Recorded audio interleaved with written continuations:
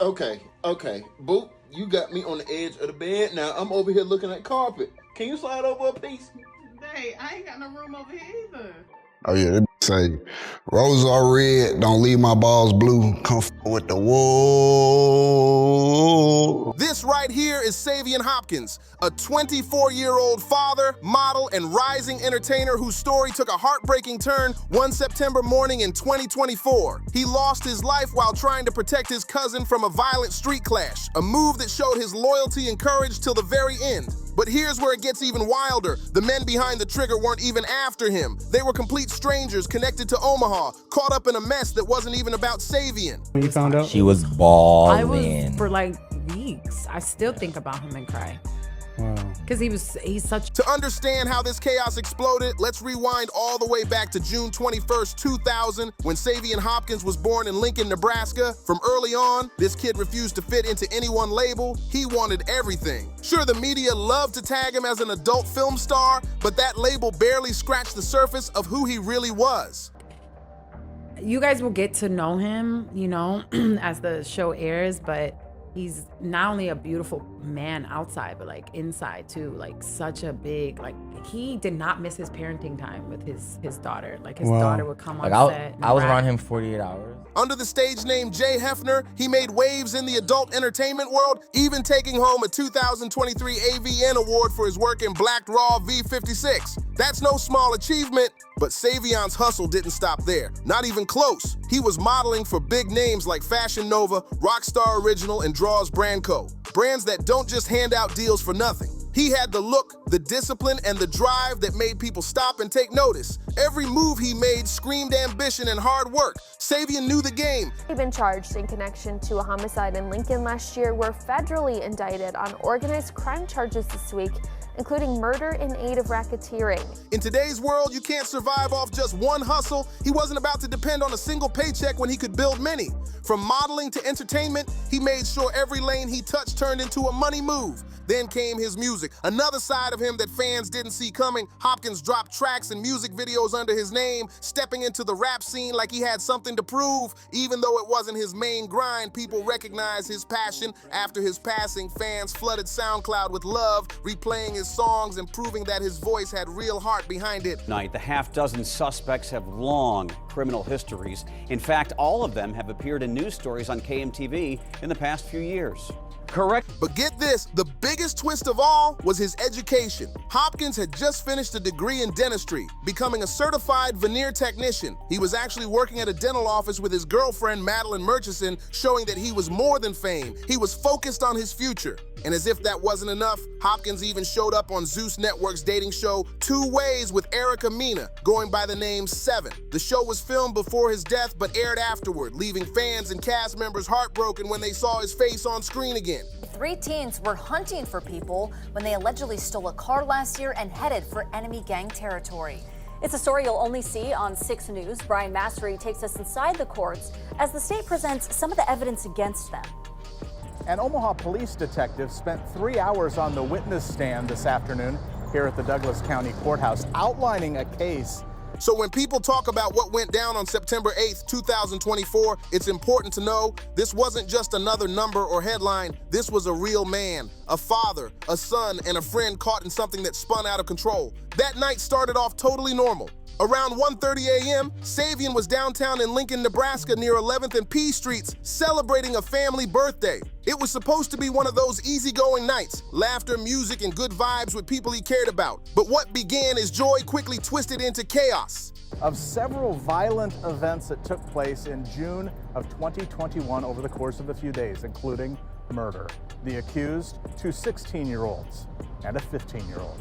Actually, Noah Kawunda would have been just 14 at the time of the alleged crime spree. Downtown Lincoln that night was on edge. Multiple fights had broken out, the kind of wild scene where one wrong look could start a storm. In the middle of that chaos, Savion suddenly saw something that made his heart drop. His cousin was being attacked right there in front of him. Someone was physically going after his family, and in that moment, he didn't hesitate for even a second. Here's the thing, Savion could have stepped back, stayed safe, minded his business, but that wasn't him.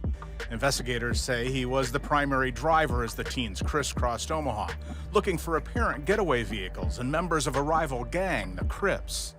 This was the scene of murder, June 16, 2020. Loyalty ran deep in his blood, and protecting his people came first. He jumped in to shield his cousin, literally putting his own body between his family and danger. It was a move of pure courage, but also the kind of move that can change everything in an instant. It's after 2 a.m. when Timothy Washington was shot and killed by what detectives say was a high-powered rifle outside a bar at 39th and Ames. A number of people fired back at the car from the parking lot, some 40 rounds. Omaha Police Detective Jordan Brandt testified that at least 3 individuals were in the stolen car that fired the shots and that they were looking to shoot people in areas known to be. Then chaos hit its peak. Shots rang out. In a flash, Savion was hit in the chest, and that celebration turned into a nightmare. By the time police arrived, the street had turned into a full-blown crime scene. 2 people were down, Savion and another local man in his 40s who thankfully survived with non-life-threatening injuries. But for Savion, that one brave decision cost him everything. Frequented by Crip gang members. Investigators say 16-year-old Quan White, also accused of murder and robbery and assault, had photos of all 3 of them with the stolen car around the time of the murder.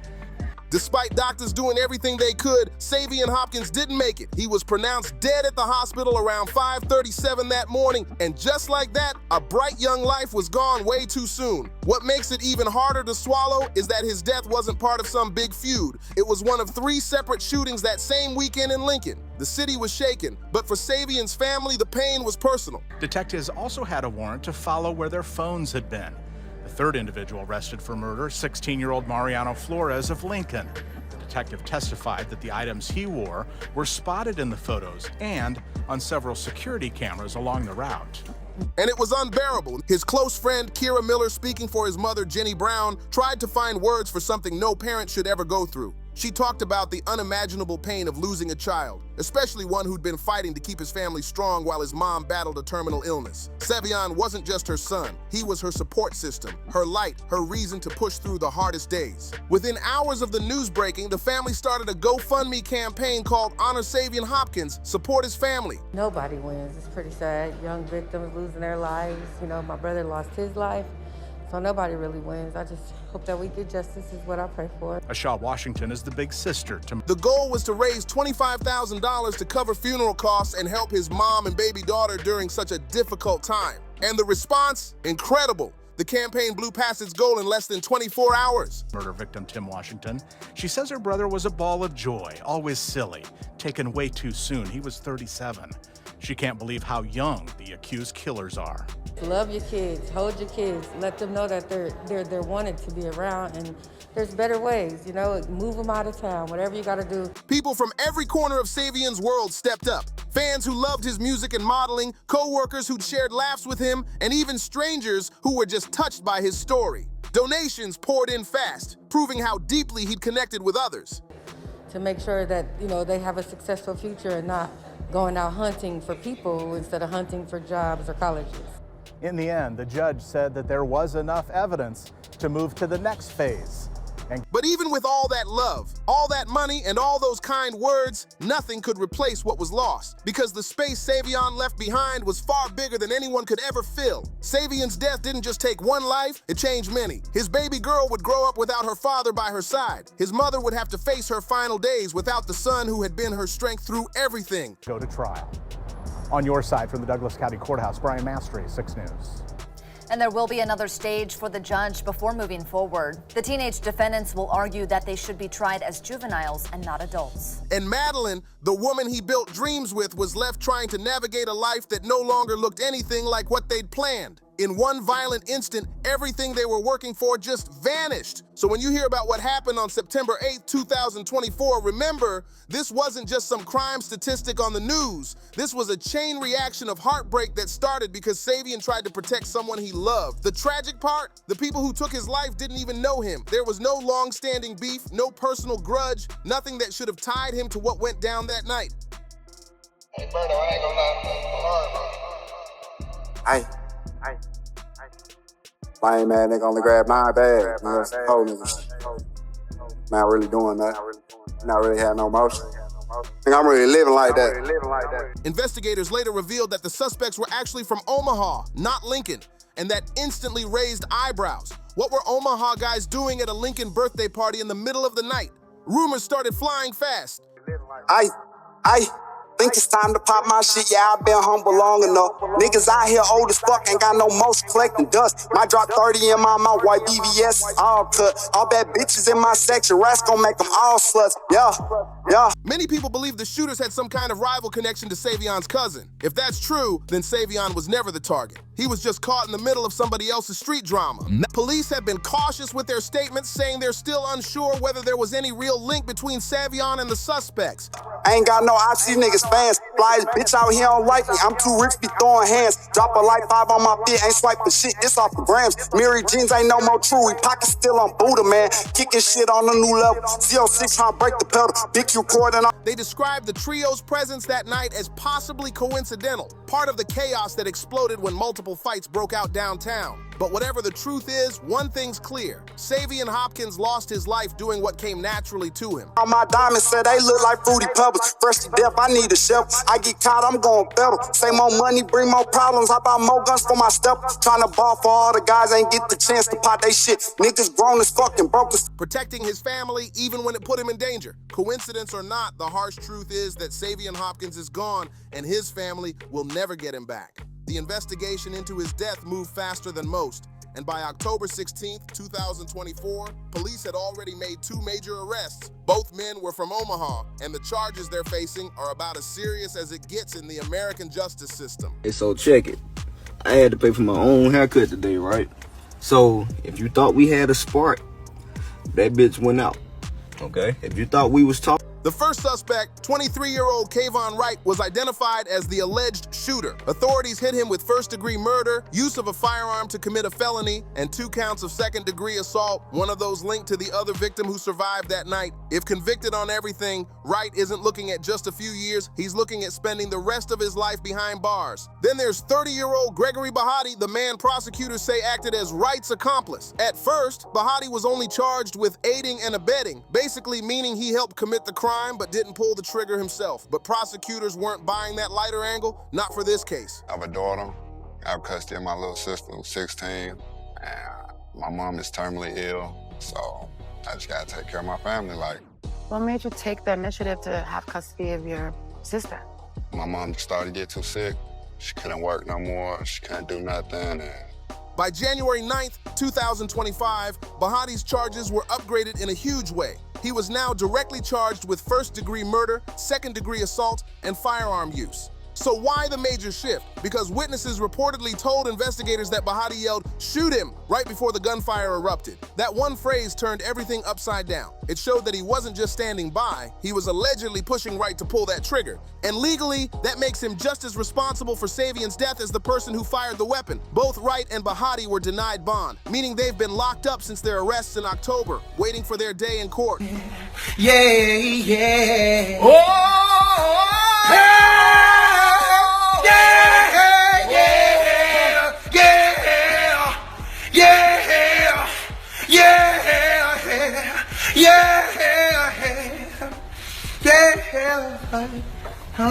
The day when all the evidence, all the chaos, and all the heartbreak surrounding this case finally gets laid out in front of a judge. The arraignment went down on October 17th, 2024, but as of now, the case is still stuck in the pretrial phase. Lawyers are building arguments, witnesses are being questioned, and everyone's waiting to see how justice will unfold. But here's something that can't be ignored. Savion Hopkins' murder didn't happen in isolation. To really understand the chaos he walked into that night, you've got to look back at another tragedy that happened just a few years earlier, one that feels hauntingly similar. Back in June 2021, a 37-year-old man named Timothy Washington lost his life in a gang-related shooting at a bar in Omaha. It was around 2 a.m. when gunfire exploded inside the place.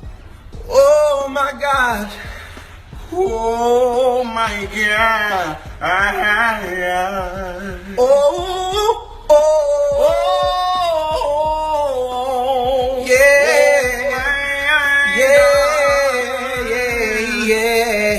Bullets flying firing from a high-powered rifle aimed straight into the crowd at 39th and Ames Streets. Timothy was hit and killed instantly, and several others were hurt in the mayhem. The scene was pure chaos. People screaming, running for cover, glass shattering. The kind of night that leaves a whole community shaken. Oh yeah, they say, roses are red, don't leave my balls blue, come with the whoa. I like the little dance move you did there, thank you. What made it even more shocking was who was behind the attack. The shooters were just 15 years old. Their names, Quan White of Omaha and Mariano Flores of Lincoln. These weren't random kids acting wild. Investigators said they were part of a crew that opposed the Crips, and they were on a mission that night. I'm really gonna put it on you, feel me? Perfect side nigga attendance. You feel me? I show up, I show out, and I get around. You feel me? Thank you. What's your name? My name Jay Hefner. Do you want to read this poem on this rose? These teens weren't out for fun. They were reportedly hunting for rival gang members moving through Omaha like it was a battlefield. They scouted out areas, found getaway rides, and then fired recklessly into a packed bar, hitting innocent people in the process. It was a terrifying glimpse into how deep these street rivalries ran and how far the violence could reach when young lives got pulled into that world. It was hard for my little sister. I was like, okay, well, yeah, just send her with me. Like, it'll be easier. So you're like the leader, the provider. Yeah, it's always been that way. Me and Eric are having discussions about my upbringing. Life kicked in quick. I did everything I could do to provide and be the man. Just like Savion, Timothy Washington seemed to be caught right in the middle of something he had nothing to do with. An innocent man lost to crossfire and gang chaos. The similarities between their cases are honestly chilling. Both shootings went down in the early morning hours. Both happened near nightlife spots, and both were tied to that Omaha-Lincoln corridor, an area that's been dealing with rising tension for years. So, oh, shit, man, I almost stood up. Whoa! Jay Hefner, the reason why I should be at a cause I'm really slanging out this motherfucker. But here's why the Washington case matters so much when you're trying to understand what happened to Savion. It exposed just how deep and dangerous the gang violence in that region really runs. This isn't random trouble. It's a cycle that's been brewing for a long time. By June 2021, the two teens responsible, Quan White and Mariano Flores, were found guilty on 11 counts, including first-degree murder. Yeah. Bro, rest in peace, Jay Hefner. Bro that I squabbled on the show. Bro, I was on some drunk. Zeus edited the clips. Yeah, he was out there. I don't want to get into all the specifics because bro's gone. He can't speak for himself no more. One of them was handed a 320-year prison sentence while the other got life-eligible terms. Those punishments show how serious the justice system takes this kind of violence, but it also shows how young lives like theirs and Savion's get caught up and destroyed in the same tragic loop. Now, Savion Hopkins' case has blown the lid off something way bigger than anyone first realized. By November 2025, everything took a shocking turn. The state charges against Kayvon Wright and Gregory Bahati were dropped, not because they were cleared, but because their case got absorbed into an even larger federal RICO indictment. So I don't want to go into all the particulars about what happened in the fight, but that's not how it went down.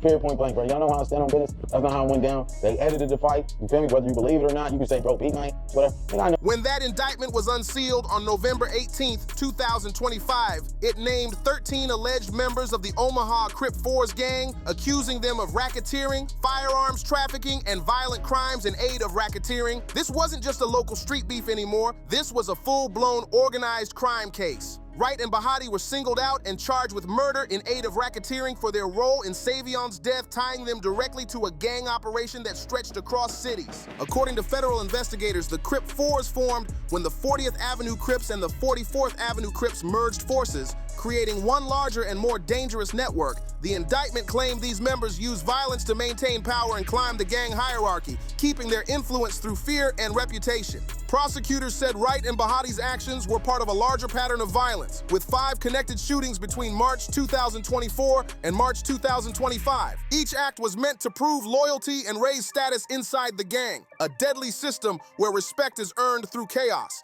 And here's the jaw dropper. Bahati had already been convicted in a previous 2016 RICO case. He pled guilty in 2017 and served 7 years in federal prison. Yet somehow, instead of turning his life around, he ended up right back in the same world that nearly destroyed him the first time. This time, though, the consequences look even heavier, and the scale of the crimes far more dangerous.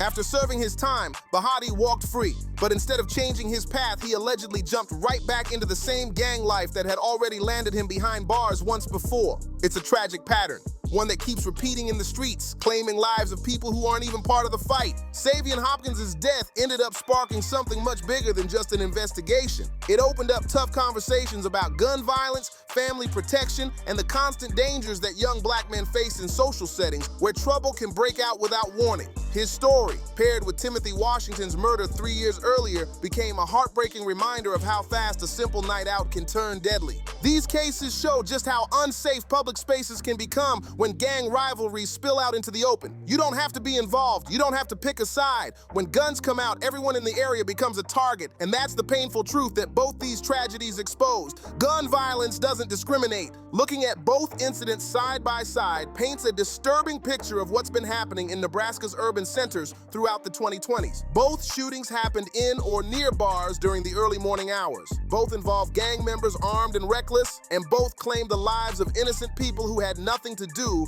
with the conflicts. And just like before, the fallout has been devastating. State convictions that stacked up to hundreds of years in prison, and now federal RICO charges that could lock people away for life. These aren't just random crimes. They're warning signs of a deeper cycle of violence tearing through communities that deserve better. The surge in gang-related shootings across Nebraska's urban areas during the 2020s has caught major attention, and now the feds are stepping in hard. The Justice Department isn't just going after the shooters anymore, they're aiming straight at the entire network behind the violence. By using RICO charges to target whole gang operations, federal prosecutors are sending a clear message. They're done playing defense. Their new goal isn't just to punish, it's to dismantle the organizations that breed chaos in these communities. But while the system moves to take down the bigger picture, families like Savion Hopkins are left trying to rebuild what can never truly be replaced. They're the ones living with the pain, the loss, and the memories, long after the headlines fade. So what do you think about this case? Was justice served, or is there still more that needs to be done to stop this cycle of violence? Drop your thoughts down below in the comments. I want to hear what you think. And don't forget, like, share, and subscribe to the channel for more deep dives into real stories that shake communities to their core. See you in the next one.